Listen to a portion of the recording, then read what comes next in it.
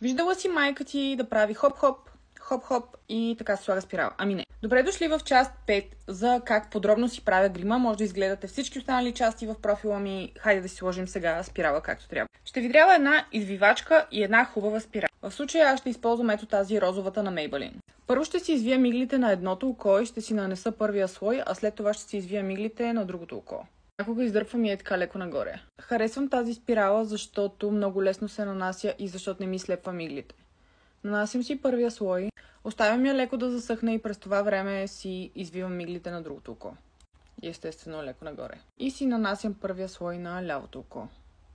Като гледам да вляза добре и във вътрешните мигли, да, си слагам спиралата на лявото око с лявата ръка. И сега отново бъркаме в спиралата, която е почти свършила и си нанасяме втори слой на дясното око. И сега е време за трети слой.